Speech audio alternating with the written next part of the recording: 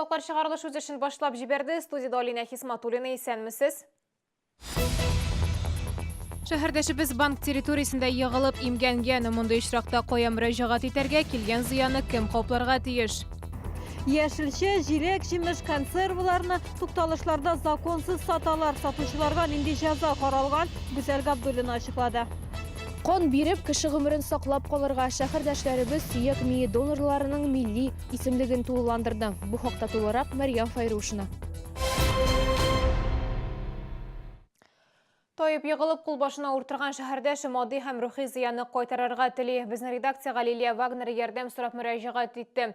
Ул январда 7-нче комплекстагы Сбербанк офисына кергән чакта тойып йығыла. Сәбәбе плитка өстендә шуып йөрүче бозланып каткан келе. Медикларга мөрәҗәгать итәргә туры килә, өстәвенә йығылганда телефоны да ватыла. Зыянны кайтару турында гариза белән мөрәҗәгать иткәч, аны карау өчен банк шәһәрдәшкә закон нигезендә каралган 30 көнлек сроктан күпкә артып киткән вакыт билгели. Лейсан Ханова дәвам итә. Лилия Вагнер әйтүенчә, моңа кадәр актив тормыш рәвеше алып барса, банкка кергәндә тойып йығылганнан соң, аңа озак кына дәваланырга туры килә. Бандаж сатып ала, доруларга акча тота. Өстәвенә телефонын төзәтергә туры килә. Кулбашым һаман авырта дип сөйләде безгә шәһәрдәш. Матди һәм рухи зыянны кайтару өчен гариза белән банкка мөрәҗәгать иткән. Ответ банка так и не получен, несмотря на то, что письменные претензии существуют. Они продлили срок рассмотрения сначала до 10 апреля, теперь до 9 мая. По СМС-сообщениям они мне так установили срок. Бу бердән бер очрак түгел. Зилә Гыймазова да анда шундый ук хәлгә тарыган булып чыкты. Ошап кына менеп киттем Сбербанкка, шуа торган дорожка. Ул пластмассовый, плитка өстендә шуып йөрү. Суык вакыт иде, бик суык вакыт.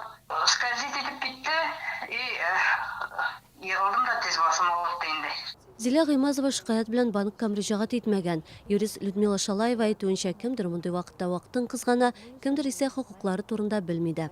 Законом предусмотрен 30-дневный срок для рассмотрения такого вида обращения. Если же причинитель вреда на контакт не идет, то есть добровольно компенсировать расходы он не хочет, после этого уже составляется исковое заявление и подается в суд. Лилия Вагнерга судка мөрәҗәгать итәргә туры килмәячәк. Без Казанга Сбербанкка хәлгә ачыклык кертү өчен рәсми хат юлладык. Җавапта исә Лилия Вагнер шикаятен караулары турында әйтелә, шәһәрдәшнең таләпләрен тулысынча канәгатьләндерәчәкләр. Лейсан Ханова, Ленар Султанов, яңалыклар. Бәясенә кызыгып, урамда консервлар сатып ала, тик товарны кире кайтарырга мәҗбүр булам. Шәһәрдәшебез Чаллы ТВ редакциясының кайнар линиясына зарланды. Чаллының төрле районнарында консервлар сатучылары еш очрый, сәүдә халык күп уза торган урыннарда ачык кояш астында иртәдән үк башлана. Сатучыларның эшчәнлеге законлымы, урамнан товарны сатып алып, акчаны янга калдырырга мөмкинме? Гүзәл Габдуллина сюжетында.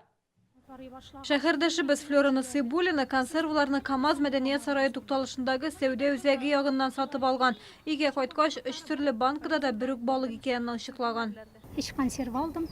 Нерка, кижуч и лосось натуральный. Даталары бер үк төрле иде буларның. Икенче рәттән арсын укарым, интернеттан укыдым. Икенче рәтнең беренче саны аңлата икән консерв эчендә нинди балык икән. Г84 дип язылган анда. И карым ичесендә дә бер үк язылган. Шәһәр буенча консерва сата торган нокталар Пушкинская, Кәгазчылар тукталышларында, Автозавод проспекты буенча 20-нче комплекста да бар. Сатучылар продукция кибеттәгедән начар түгелде. Балык консервасын саклау шартлары буенча һава температурасы 0 градустан 15 градуска кадәр булырга тиеш. Әмма җитештерүчеләр товарның ачык кояш астында торганын исәпкә алмаган. Шәһәрдәшләр исә бәясенә кызыгып бу нәрсәләргә игътибар итми. Күршедә урнашкан кибеттә нәкъ шундый ук продукция юк, ассортимент икенче, әмма бәяләр бик аерылмый. Мисал өчен, урамда 60 сумга сатыла торган сардинаны кибеттә 69 сумга сатып алырга мөмкин. Акциялар булганда бәяләр арзанрак та, сыйфатына карап кыйммәтрәк тә булырга мөмкин. Әмма супермаркетлардагы товарның сертификатлары бар. Урамда сатучыларның исә бернинди документлары да юк. Комсомол районында даими рәвештә рейдлар уздырыла. Сатучыларны административ җаваплылыкка тарталар. Законсыз сәүдә өчен 1000 сумнан 2000-гә кадәр штраф каралган. Проводится торговля незаконно на Сарманском тракте, это проводится торговля на универсаме остановка. Там проводится, получается, фрукты, овощи, потом носки, всякие чехлы на машины и так далее. Мы пресекаем эту возможность, чтобы они там не торговали, выгоняем их, вставляем протокола.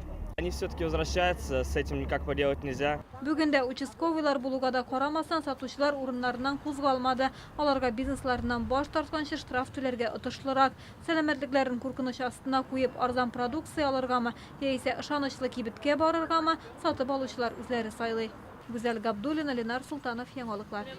24 апрель күнне Шаланың Нур яшьләр үзәгендә татар телендә китап уку буенча ярыш узачак. Конкурста катнашучыларга 1 минут эчендә текстан өзекне тиз һәм кычкырып уку зарур. Конкурсның оештыручылары Мизгел милли мәдәният клубы, Нур яшьләр үзәге. Шараның максаты яшьләр арасында китап укуны популярлаштыру. Конкурста катнашырга 16 яшьтән 30 яшькә кадәр шәһәрдәшләре чакырыла. Шара нәтиҗәләре буенча катнашучылар сертификатлар алачак. Гаризалар 22 апрельгә кадәр кабул ителә. Тулырак мәгълүматны Нур яшьләр үзәгенә шалтыратып белергә мөмкин. Бу сезгә ишкерәсе соңгы мәгълүматыбыз иде. Мин Алина Хисматуллина сезнең белән сау булашам. Игътибарыгыз өчен рәхмәт.